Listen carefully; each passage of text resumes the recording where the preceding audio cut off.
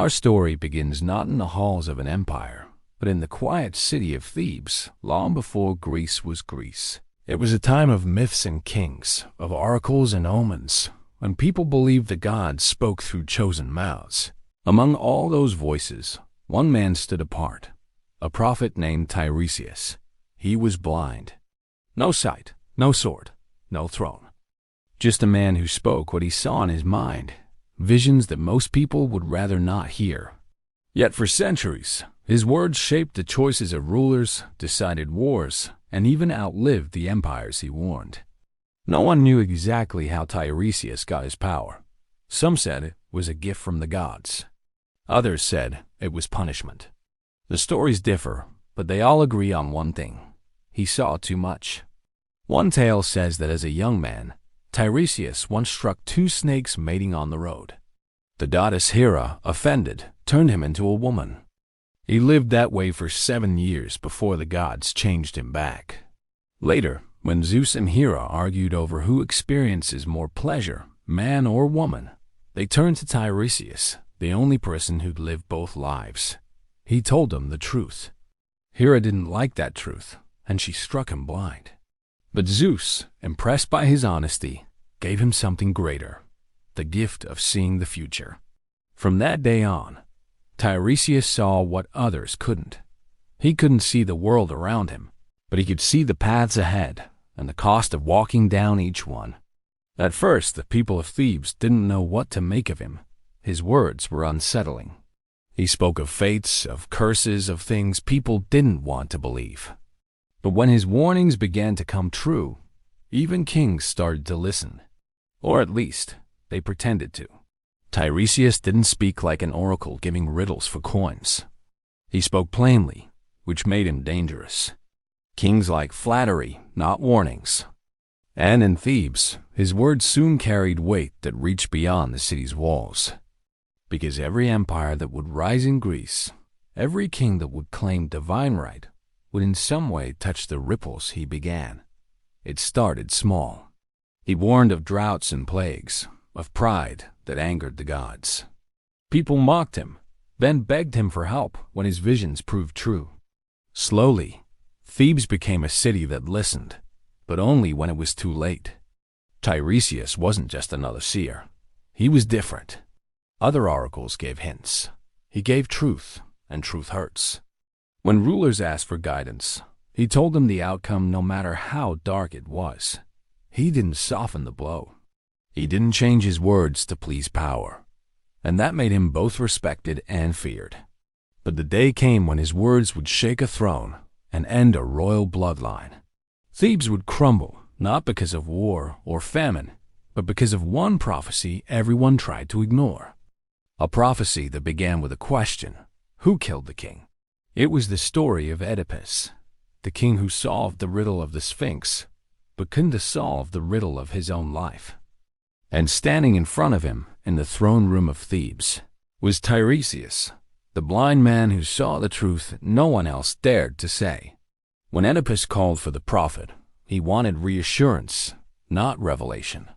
He wanted someone to tell him the plague that had struck Thebes could be lifted easily, that the gods were merciful, that the curse would pass. Instead, Tiresias stood before him in silence. When he finally spoke, his words were cold and simple. "You are the curse. The killer you seek is yourself." Oedipus erupted in anger, accusing Tiresias of conspiracy, of madness, of blindness. And Tiresias simply replied, "You have your sight, but you do not see." It was more than a personal tragedy. The fall of Oedipus would drag Thebes down with it, tearing apart its royal house, plunging the city into chaos, and shaping how Greece understood fate and power for centuries. And at the center of it all, a blind prophet who tried to stop it, because Tiresias wasn't just telling one man his doom. He was exposing something that kings and empires never want to hear: that pride can destroy even the chosen. That truth doesn't bend for power. His warning to Oedipus would echo far beyond Thebes. The family's downfall would ripple through generations, through wars, through myths that shaped Greek culture. From that single conversation, stories of fate, guilt, and consequence would become part of how the Greeks saw their world, how later empires saw themselves. And it all started with the blind prophet who dared to tell the truth. The throne room of Thebes was heavy with silence. Outside, the city was dying. Crops failed. Livestock sickened. People whispered of curses and angry gods. Inside, King Oedipus sat restless, convinced he could fix it all, just as he had before. He had once saved Thebes from the Sphinx by solving her riddle, and in doing so, the people had made him king. Now he believed he could solve anything. But this curse wasn't one of riddles. It was one of truth. When the priests begged him to consult the prophet Tiresias, Oedipus agreed, but not out of humility. He wanted validation. He wanted to hear that someone else was to blame. He wanted the prophet to tell him he could save Thebes again. Tiresias entered the hall slowly, guided by a servant. His steps were steady, his face calm. He's seen enough kings to know what came next. Oedipus greeted him like a man desperate for answers, but already convinced he knows them. "Tell me," he demanded, "who is responsible for this curse upon Thebes?" Tiresias stood silent. For a long time, too long for a king's patience. The silence itself became dangerous. When he finally spoke, his voice didn't rise, it cut. "You are searching for the man who killed the last king, Laius. But the man you seek is here. You are the one." The court froze. No one breathed. Oedipus' face twisted in disbelief and rage. "You dare accuse your king? You, who cannot even see the sun?" Tiresias didn't flinch. "You see nothing, Oedipus. You have eyes, but you are blind to what stands before you." It was more than an insult. It was truth wrapped in prophecy. Because Oedipus wasn't just guilty of murder. He was guilty of ignorance. He had spent his life running from a prophecy that said he would kill his father and marry his mother. And in fleeing it, he had done exactly that, without knowing who they were. Tiresias had just forced him to look into the mirror he'd avoided his entire life. Oedipus exploded, accusing Tiresias of treachery, of plotting with rivals, of being a tool for power-hungry priests. But no amount of shouting could bury what the prophet had said. The truth had been spoken, and truth, once revealed, doesn't go back into silence. Within days, the threads began to unravel. Oedipus dug for answers, demanding testimonies from servants, messengers, and shepherds. The more he learned, the clearer the picture became. He was the murderer of Laius, his own father. The queen, Jocasta, his wife, was his mother. The prophecy he'd spent his life denying had already come true. And when that realization hit, the entire kingdom fell apart. Jocasta took her own life. Oedipus blinded himself with her broochpins and vanished into exile. Thebes was left leaderless, broken, cursed not by the gods, but by the truth no one wanted to face. Tiresias didn't celebrate. He never wanted to be right. He had tried to warn Oedipus, but kings rarely listen to those who tell them what they don't want to hear. His prophecy had destroyed Thebes, not because it was cruel, but because it was ignored.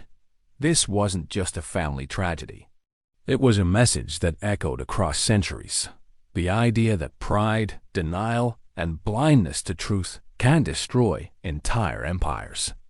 The Greeks would repeat this lesson in every story that followed, about kings, about wars, about the cost of arrogance. Tiresias became a symbol of uncomfortable truth. He didn't overthrow kings with armies or weapons. He did it with words, and those words lasted longer than any wall or crown. Even after Oedipus fell, Thebes never recovered. His children fought over the throne, killing each other in the process. The curse spread like a stain across generations, from Eteocles and Polynices to Antigone and Creon. Every ruler who tried to rebuild, Thebes ended up repeating the same mistakes, ignoring warnings, silencing prophets, trusting pride over wisdom. And Tiresias lived long enough to see it happen again. Years later, When Creon ruled Thebes, another prophecy would test his rule. This time, it wouldn't just be about guilt or murder. It would be about the line between justice and arrogance, between law and morality. And once again, the blind prophet would walk into a palace and tell a king what he didn't want to hear. Because no matter how many times Thebes changed kings, one thing never changed. People in power always believed they could outsmart fate. And every time, Tiresias proved them wrong. Years passed after the fall of Oedipus, but Thebes never found peace.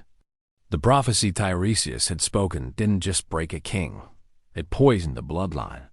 Oedipus' sons, Eteocles and Polynices, fought over who would rule what was left of their father's kingdom. Pride met pride. Brother faced brother. In the end, they killed each other at the gates of Thebes, both falling on their own swords. It was supposed to end there, with both brothers dead and the throne finally still. But power has a way of dragging old ghosts back into the light. With the brothers gone, Creon, their uncle, took the throne. He was determined to bring order back to Thebes, to prove that he could do what Oedipus could not, rule with reason instead of passion. But order built on pride is still pride. And once again, Thebes was about to test how far a king could go before truth caught up to him. Creon's first act was brutal and clear. Eteocles, who defended the city, would receive an honorable burial. Polynices, who had attacked it, would not. His body would be left to rot on the battlefield, a warning to all who defy the state. In ancient Greece, denying someone burial wasn't just harsh, it was sacrilege. The soul of the dead couldn't rest without proper rites. But Creon didn't care. He wanted to make an example, to show Thebes that law came before everything, even the gods. And that's when Antigone, the daughter of Oedipus, stepped forward. She refused to accept Creon's decree. To her, family and divine law mattered more than the will of a man sitting on a throne. So, in the darkness of night, she buried her brother. When Creon found out, he was furious. To him, this wasn't an act of love, it was defiance. He ordered her arrested. And when his own son, Haemon, begged him to show mercy, Creon refused. The city belongs to the ruler, he said. No one defies the law, but the gods don't take kindly to men who believe their word outranks theirs. And that's when Tiresias appeared again, older now, but still walking with quiet certainty. The last time he had stood in Thebes' palace, his words had broken Oedipus. Now, another king waited to ignore him. Creon greeted him politely, but with the tone of a man who believes himself untouchable. "Old prophet," he said, "what do the gods say of my actions?" Tiresias didn't hesitate.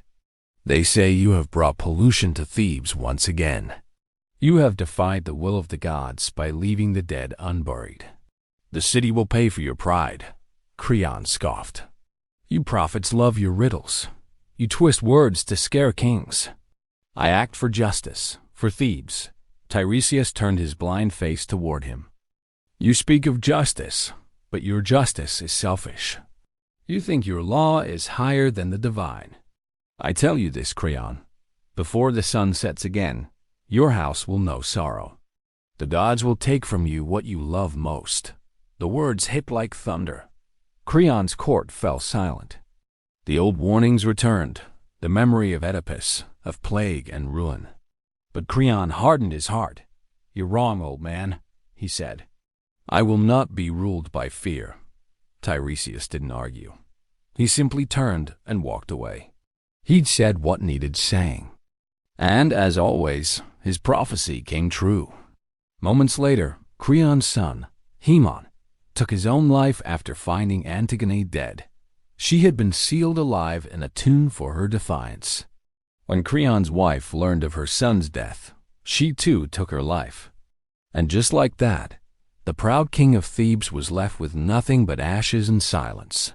Tiresias never returned to Thebes again. There was nothing left to save. 2 generations of kings had fallen not because of war, but because they refused to listen to the gods, to reason. to the one man who saw what they couldn't. And yet, the world didn't forget. Across Greece, poets and storytellers retold the tales of Oedipus and Creon, not as myths, but as warnings. Warnings that even the greatest city can destroy itself from the inside when arrogance blinds its rulers. Tiresias had no army, no soldiers, no throne. He didn't conquer empires. He simply told the truth. But those truths changed everything, from how the Greeks saw leadership to how future generations understood fate and power. And his story didn't end in Thebes. Even after its fall, Tiresias' name would appear again, this time in a world reshaped by war. Because when the Greeks finally turned their eyes to Troy, when heroes like Odysseus and Achilles fought and empires burned, even there, the blind prophet's shadow returned. Thebes was gone. Its kings were dead, its bloodline shattered, and its once great walls stood as reminders of pride turned to ruin. But Tiresias, the man who had seen all of it coming, still lived. By now, he was more legend than man. The people said he was as old as the city itself, that he had seen generations rise and fall, and that the gods had kept him alive for a reason. He had become less a person and more a warning, a reminder that no empire, no matter how powerful, could outlive its own arrogance. But fate wasn't done with him yet, because even as Thebes fell into silence, a new story was taking shape far across the Aegean, one that would soon draw in every kingdom of Greece. It began with another prophecy, another warning no one wanted to hear, and it would end with cities in ashes and empires collapsing into myth. It was the story of Troy, long before the war began, before the ships gathered and the spears clashed. The seeds of destruction were planted in a single moment, when a Trojan prince named Paris was asked to judge who among the goddesses was most beautiful, Hera, Athena, or Aphrodite. His choice, Aphrodite, earned him the love of Helen, the most beautiful woman in Greece, and the hatred of every man who called her his. When Paris took Helen from Sparta, war became inevitable. The Greeks launched 1,000 ships to bring her back, led by kings like Agamemnon and heroes like Achilles and Odysseus. The world would remember their names forever. But behind them, unseen, the echoes of prophecy guided every move. Because Greece had learned one thing from Thebes: when prophets speak, you ignore them at your peril. By this time, Tiresias was old, some say already dead, but his name carried across the land. Every seer and oracle that came after him was measured against him. When kings consulted their oracles before launching the war, they were invoking his legacy, the blind man who saw fate clearer than any ruler ever could. Before the Greeks even set sail for Troy, another prophet warned them. If they went to war, the cost would be enormous. Entire generations would die. But Agamemnon, proud and determined, ignored it. He wanted victory, glory, revenge. Just like Oedipus, just like Creon, another man mistaking ambition for destiny. And the pattern repeated. The Greeks did win, but at a price that echoed the fall of Thebes. Troy was burned to the ground, but none of the victors returned home unchanged. Agamemnon was murdered by his wife. Achilles was killed before the war even ended. And Odysseus, clever and cautious, was cursed to wander for years, trying to find his way back home. It was in Odysseus' story that Tiresias appeared once more. When Odysseus descended into the underworld seeking guidance, it wasn't from gods or kings that he asked wisdom. It was from Tiresias. Even in death, the blind prophet still saw what others could not. Tiresias told him the truth, as he always had. Your journey home will not be easy. You will suffer. You will lose your men. And only when you learn restraint will you find peace. It wasn't what Odysseus wanted to hear, but it was what he needed to hear. And like every king before him, he ignored some of it and paid the price for doing so. When he finally reached home years later, after losing everything but his life, the truth of Tiresias' words became clear. The gods don't punish for cruelty's sake. They punish arrogance. The same lesson Thebes had learned, Troy had learned, and now even Ithaca had learned. Across centuries, one voice, blind, quiet, and unyielding, had outlasted kingdoms. Oedipus ignored him and lost his crown. Creon ignored him and lost his family. Agamemnon ignored prophecy and lost his life. Odysseus listened, but too late, and lost everything else. Different names, different empires, the same fate. Tiresias had become more than a man. He had become a mirror for power, showing rulers what happens when they believe they can bend fate to their will. His prophecies weren't curses, they were reflections. The destruction didn't come because he spoke, it came because they didn't listen. And that's why, even centuries later, his name lived on. When philosophers like Plato and Aristotle wrote about reason, when kings built temples to Apollo's oracle at Delphi, when empires like Rome studied the rise and fall of Greece, they were all, in a way, tracing back to him. The blind prophet who warned kings. The man who told the truth no one wanted to hear. The voice that saw empires fall before they even rose. Because sight fades, kingdoms crumble, and power shifts. But truth endures. And in the end, that's what Tiresias really was. Not a man, not a myth, but truth made human. Time moved on, and the world Tiresias once walked slowly faded into memory. The kings of Thebes were gone. Troy was dust beneath the waves. Even mighty Athens and Sparta, the powers that once ruled Greece, would one day fall. But the name Tiresias remained. He had outlived them all, not in body, but in voice. His warnings, his prophecies, and his stubborn honesty became part of how people understood power itself. Every story that followed, every empire that rose and fell, echoed his lesson. The greatest blindness is arrogance. In the centuries that came after, poets and philosophers retold his story. To some, he was a tragic figure, cursed by the gods, burdened with sight no one wanted to believe. To others, he was divine wisdom itself, proof that truth is stronger than kings. What made Tiresias endure wasn't the miracles or the myths. It was what he represented. He was the one voice that power couldn't silence. The one man who proved that knowing the truth and daring to speak it could change the fate of empires. Thebes fell because it refused to listen. Troy burned because it ignored warnings. Even Odysseus, clever as he was, paid for his pride before finally learning humility. The pattern never stopped. It's the same story told over and over in marble halls, in war rooms, in palaces. Rulers who mistake confidence for wisdom, power for control. And that's why Tiresias mattered more than any king he ever served. He was never rich, never powerful, never crowned, but his words moved history. His lessons survived into philosophy.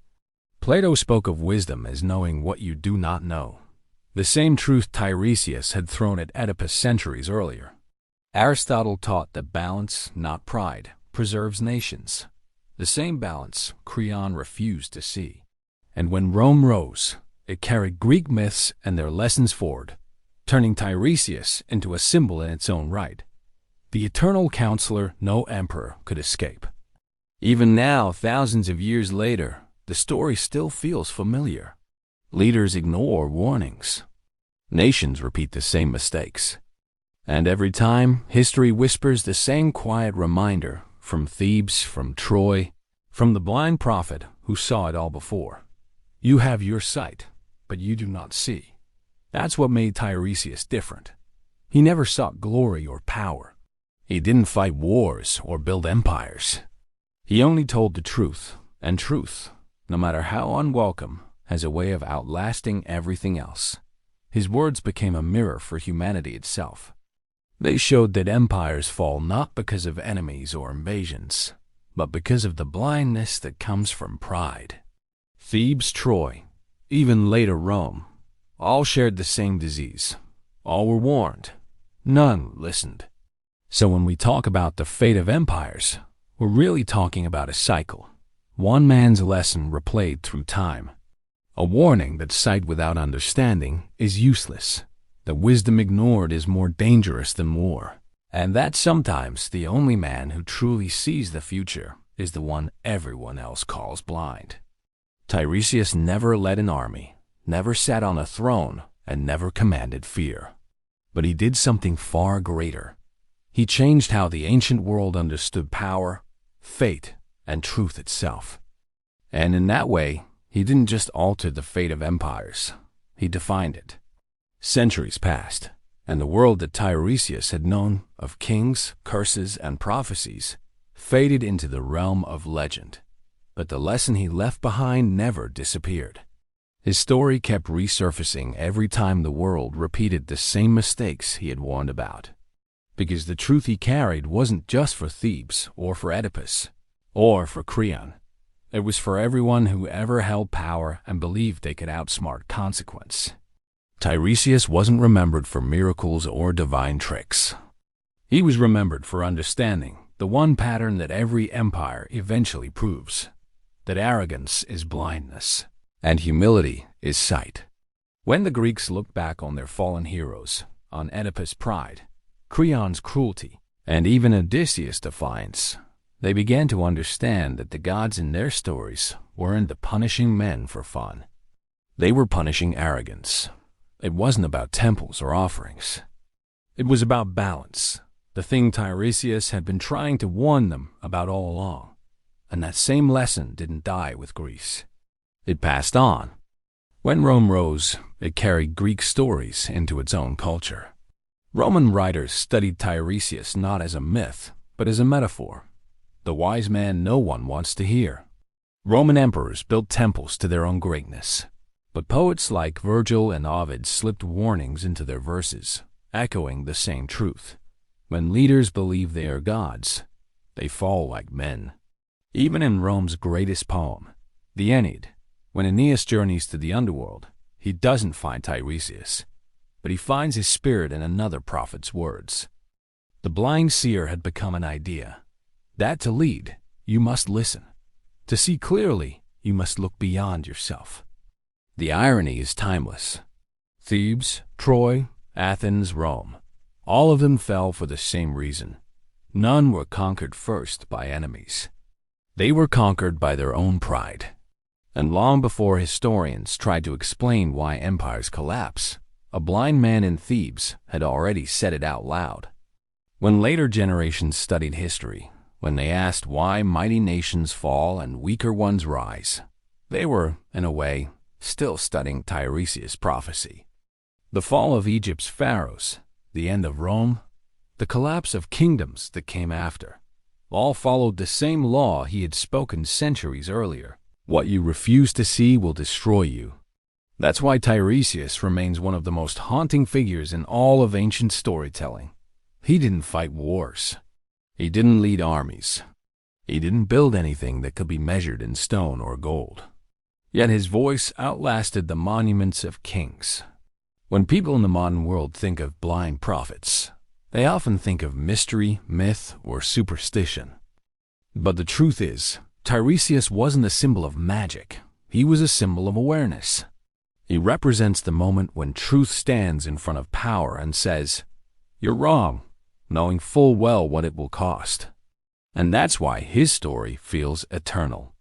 Because no matter how advanced or powerful societies become, they still repeat the same cycle.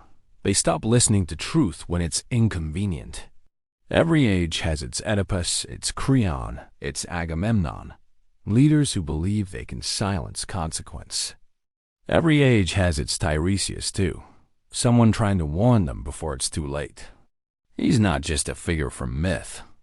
He's a pattern, one that never stops appearing. The Greeks turned him into legend. The Romans turned him into literature. Later generations turned him into philosophy.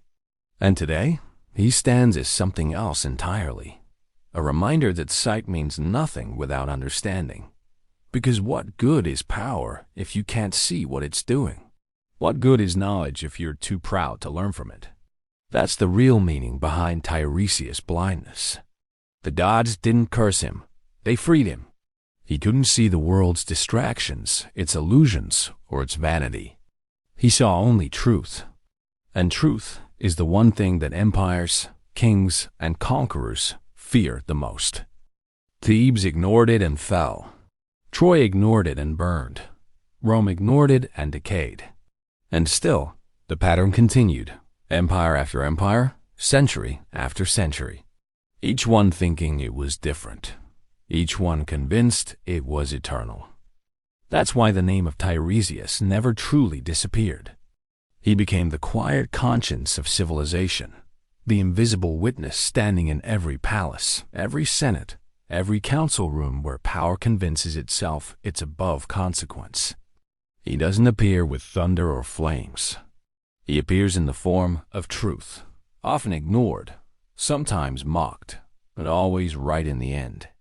So when people ask how one blind prophet altered the fate of empires, the answer isn't mystical.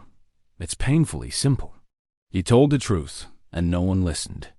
And because no one listened, his prophecies kept coming true, over and over, age after age. In the end, that's the legacy he left behind, not as a man who saw the future, but as the voice that warned the world what would happen if it didn't open its eyes. And thousands of years later, we're still proving him right.